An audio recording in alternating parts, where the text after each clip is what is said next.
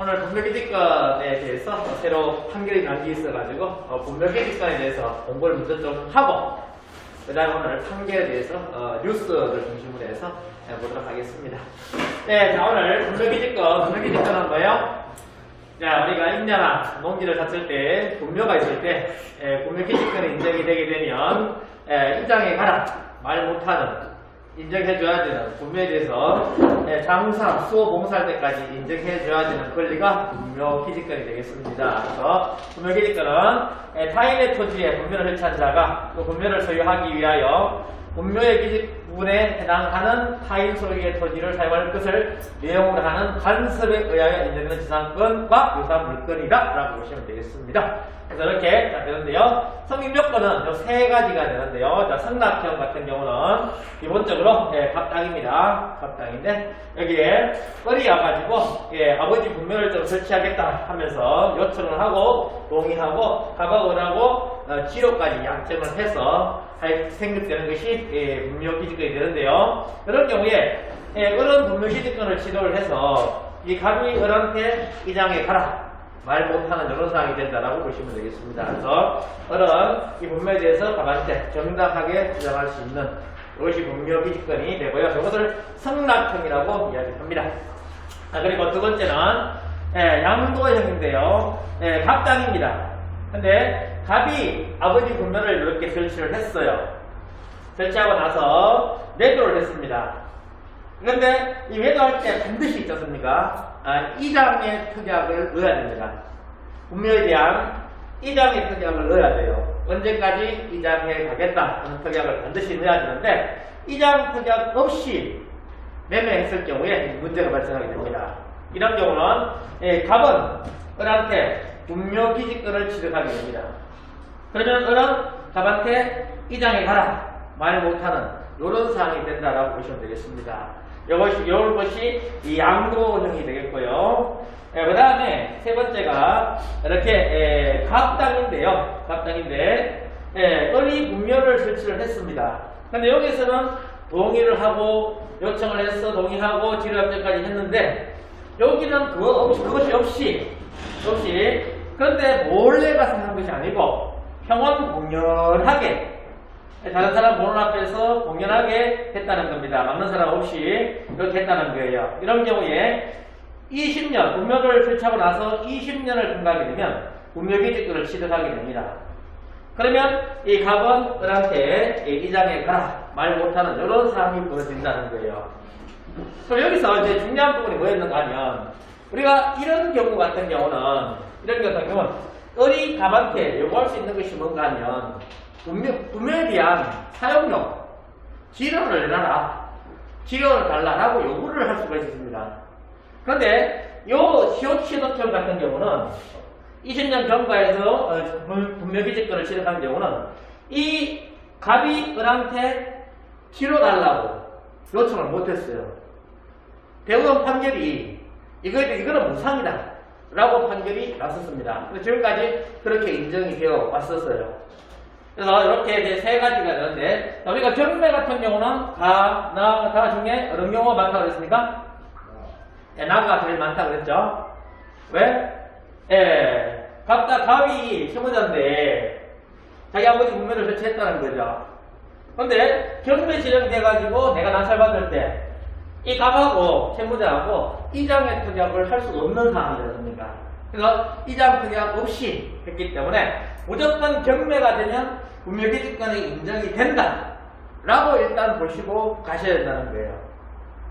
무조건 분묘가 인정이 된다라고 보시면 되겠습니다. 이것이 나가 돼가지고 경매 물건 같은 경우는 무조건 분묘기지권이 된다라고 일단은 보시면 맞아요. 이렇게 경매하시고요. 자, 그러면서 토지의 사용 범위는 사성까지 제사, 수호, 봉사하면서 할 수 있는 그 사성까지가 범위가 되고요. 새로운 분묘에 대해서는 신설 불가하다. 그러니까 가묘를 해놨을지라도 그 가묘를 정식묘로 만들 수는 없다는 겁니다. 현재까지 되어 있는 그 묘까지만 인정이 된다라고 보시면 되겠고요. 지료는 이렇게 기본적으로 유상이 원칙이지만 약정이 없으면 무상이다 라고 이렇게 보시면 되고요. 그리고 두 번째 보면 자기 소유의 토지에 분묘를 설치한 자가 토지만을 타인에게 처분하여 나 경우죠. 처분했다는 겁니다.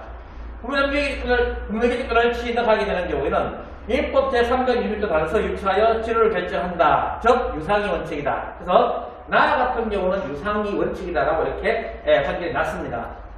유상이 원칙이 나 경우입니다. 앞에 나 경우에 유상이 원칙이라고 돼 있어요. 근데 요 3번 분묘 기득권을 시효치던 시효치하는 경우는 무상이 원칙이다 하고 대법원 판결 94-37912 사건의 사건에 여기에 판결에 이렇게 나와 있습니다. 그래서 무상이 원칙으로 지금까지 호소되어 온 거예요.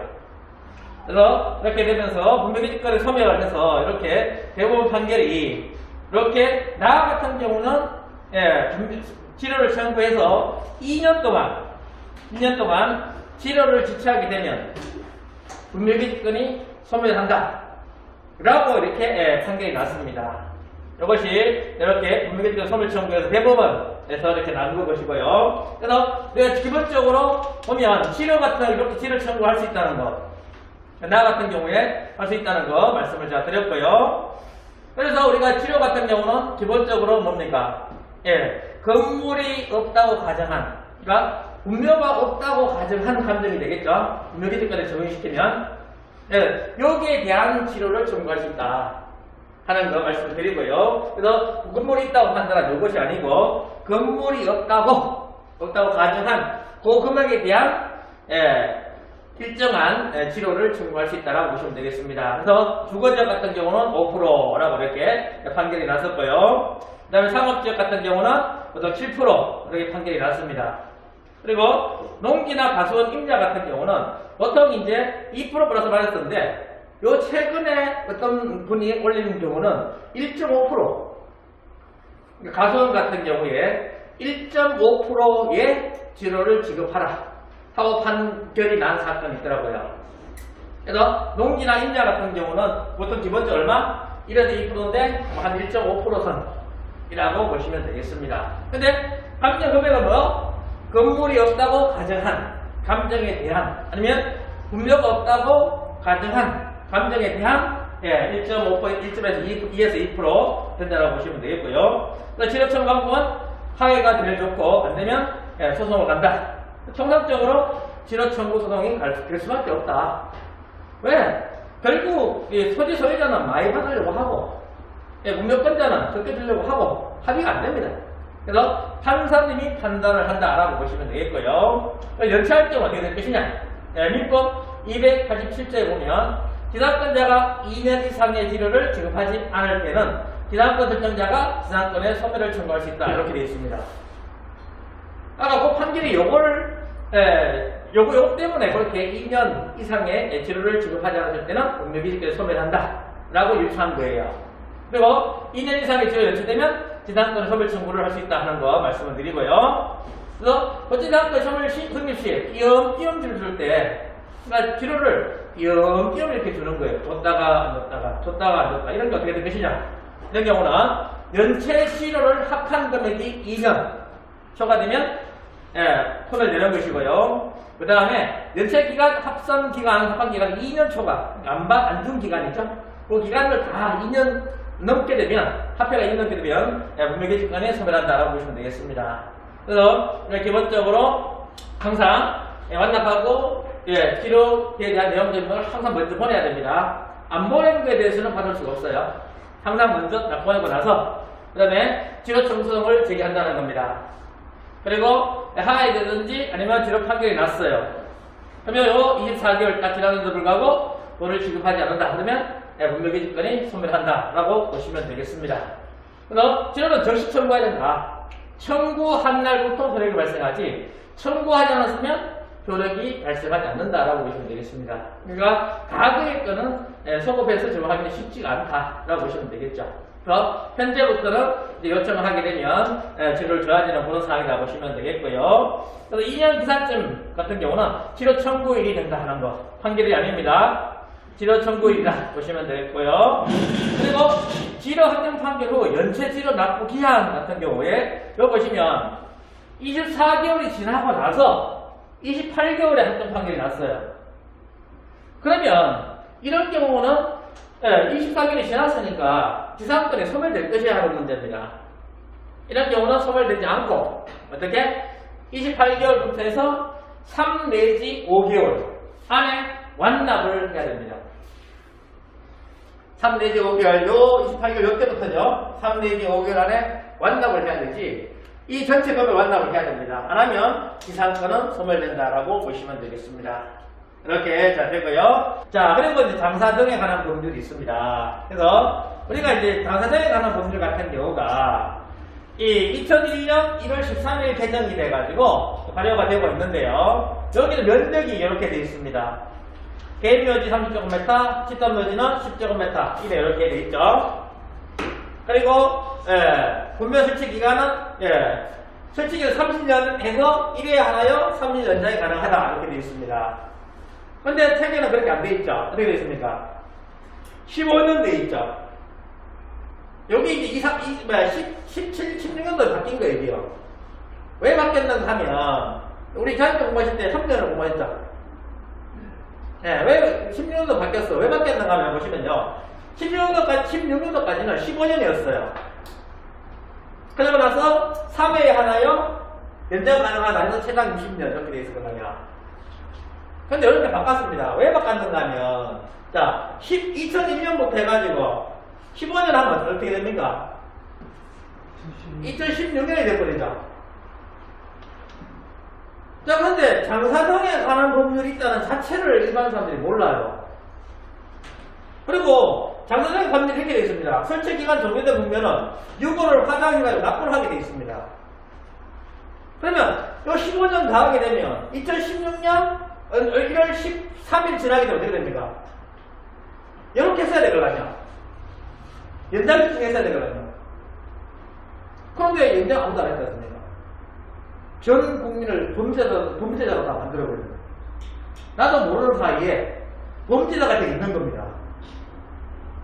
그러니까 전 국민을 국회에서 범죄자로 만들 수는 없잖아요. 그럼 어떻게 합니까? 아무도 모르게 싹 바꿨어요. 뭘? 30년. 그래서 15년에 있다가 30년으로 지금 바뀌어버린 겁니다. 그래서 60년을 바꿀 수 없으니까 30년 연장 가능하다 이렇게 되어 있는 겁니다. 그럼 다시 또 여기서 2001년부터 30년 나가면 얼마입니까? 31년 되겠죠. 또 31년 되면 또 전 국민이 다 범죄자가 다 돼버려요. 또 그때 어떻게 싹 바꿀지 모르겠어요. 하여튼 저 법이 이렇게 돼 있다는 거 말씀드리고요. 그리고 불법 분묘 정지 이렇게 토지 소유자 승낙 없이 설치한 분묘에 대한 분묘기지권은 배제된다. 이렇게 되는 겁니다. 그러니까 주인 동의 없이 설치한 분묘는 분묘기지권이 안 돼요. 나의 경우가 안 된다는 소리입니다. 나의 경우가 이제는 안 되는 거예요. 우리는 분묘가 있는 토지를 낙찰받을 때는 제일 먼저 확인할 것이 뭐야? 요때 이후에 만들어졌냐 안 만들어졌냐 이게 제일 중요한 겁니다. 그래서 요 이후에 만들어진 분묘는 무조건 분묘기지권이 안 된다 라고 보시면 돼요. 20년 COC도 이거 의미가 없는 겁니다. 그리고 이런 경우도 한번 보시면요. 만약에 분묘를 2018년도에 만들었어. 1980년도 만들었어요. 근데 뒤에 종이 안 받고 만들었네? 20년이 얼마입니까? 2000년이 되는 거죠. 1년 더 2000년이 되었으니까. 그럼 여태까지는 뭐예요? 이 법이 2001년도 만들어졌잖아요. 요 20년이 됐으면 이거는 시효처리가 되는 겁니다.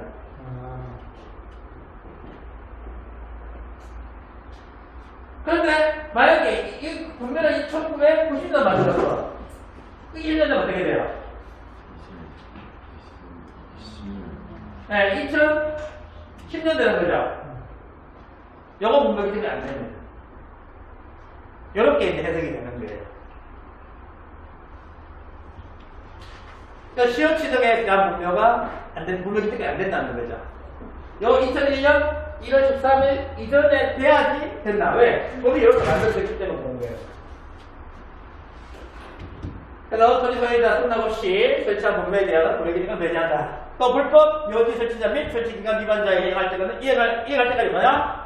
매년 2회씩 이행 강제금을 부과하게 되어 있습니다.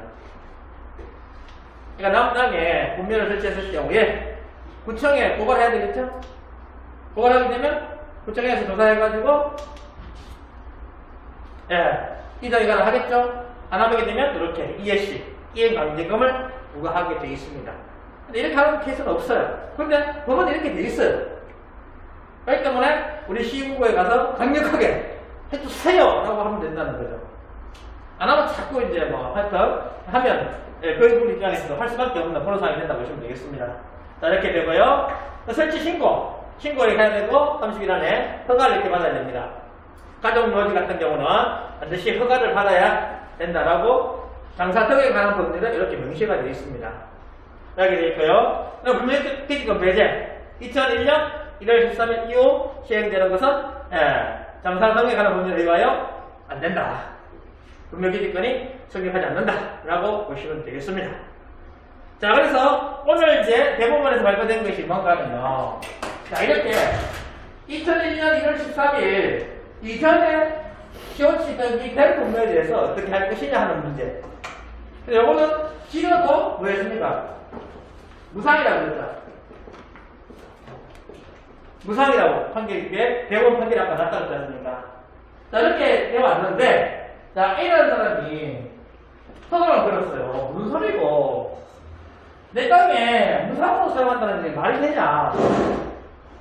내 땅을 분명히 무상으로 사용한다는 게 말이 되냐? 해가지고 A가 소송을 걸었습니다. 그래서 1심에서는 무상이, 대법원이 그렇게 판결이 났으니까 무상이 맞다라고 판결이 났습니다. 근데 이거를 항소를 했어요. 그러니까 20에 올라갔는데, 30에 올라갔는데, 고등법원에서는 이건 불합리하다. 남 땅을 무상으로 썼다는 것이 말이 되냐? 라고 판사가 판단을 해버린 겁니다. 그러니까 1심이 뒤집어져 버렸어요. 그러니까 대법원에 이제 된 거예요. 상고가 된 거예요. 그래가지고 오늘 2시에 여기 대한 발표가 있습니다. 그래서 이 발표 내용을 한번 보시면요. 그러면 대법 분묘기득권 치료 체계에서도 다른 지인이 치료를 청구하면 지급해야 된다. 라고 오늘 2시에 발표가 났습니다. 대부분에서 발표 이렇게 판결을 했어요. 그래서 이렇게 이제 판결 쭉 나왔다고 내용들이 쭉 되어 있습니다. 그래서 지금 있지 않습니까? 이제 앞으로 이게 판결이 났기 때문에 아까 법정사건에 유출해가지고 2년 동안 치료를 안 주게 되면 분묘기득권이 소멸되는 그런 쪽으로 방향이 잡히지 않을까 생각이 듭니다. 그렇게 될 가능성이 상당히 많아요. 그래서 20년 지난 시효 취득한 분묘에 대해서도 이런 소송들이 앞으로 많아질 거라고 생각이 듭니다. 그러면 이제 분묘기득권 같은 경우가 치료를 줘야 되는, 지급해야 되는 그런 상황이 되면서 이것이 있지 않습니까? 금액이 크고 작고 문제가 아니라 이 가족들한테 청구를 하는 그런 상황이 되고 또 이런 문제도 있을 거 아니겠습니까? 우리가 기본적으로 농지다. 근데 여기 일부에 뭐가 있어? 이런 경우는 치료를 얼마에 청구해야 하냐 말이죠. 전체 면적일 것이냐? 요 1분, 요 사과가 있는 면적일 것이냐? 요 면적이 얼마 안 되겠죠? 여기가 1.5%가 되니까. 요거는 얼마 안 될 겁니다. 근데 문제는 뭡니까? 나 여기 개발을 한다. 개발을 하는데 이 묘지 때문에 이 전체가 지금 개발을 못하고 있는 이런 상황이라면 또 상황이 달라지지 않습니까? 그 분묘에 대한 치료가 엄청 커지는 그런 상황이 되어버립니다. 그래서 또한 소유자 같은 경우는 전체 면적에 대한 제한을 받는다고 주장할 것이고 분묘기득권자는 뭐예요? 요 면적에 대해서는 제한받는 거 아니냐? 라고 할 겁니다. 자, 여기에 대한 판결이 한번 나올 거라고 예상이 됩니다. 그래서 상황마다 뭐 판사님들이 다르게 판단하겠지만 하여튼 원고가 어떻게 주장하느냐에 따라 치료 금액은 상당한 차이가 있을 수 있습니다. 대단지 택지 개발이라고 하면 이건 어마무시한 금액이 되겠죠. 그것 때문에 못하는 상황이 발생하니까. 그래서 그런 것들을 염두에 두고 분묘기득권을 투자하시면 될 것 같습니다. 그래서 앞으로 분묘기득권 같은 경우도 전성이 조금 더 이제 상승되는 그런 효과가 이 판결로 인해서 있지 않을까 예상을 합니다. 그래서 자, 시효체적으로 한 분명기지권자도 치료를 앞으로는 지급해야 되는 그런 사항이 되었다라고 보시면 되겠습니다. 그래서 판사님들이 지금은 옛날에는 어떤 뭐랄까 좀 하여튼 뭐 굉장히 좀 하여튼 뭐 좀 고지식하다 할까요? 그런 쪽인데 지금 판사님들은 많이 바뀌었어요. 생각 자체가 달라요. 지금 젊은 분들은. 그럼 경기도 쪽에는 땅값이 비싸잖아요. 예. 비싸기 때문에 예. 토지 분들의 토지 소유자들 그 주장도 좀 이해를 해줘야 된다. 예, 그렇죠. 땅값이 뭐 예. 비싸게 지방 같은 거 별로 상관없는데. 예.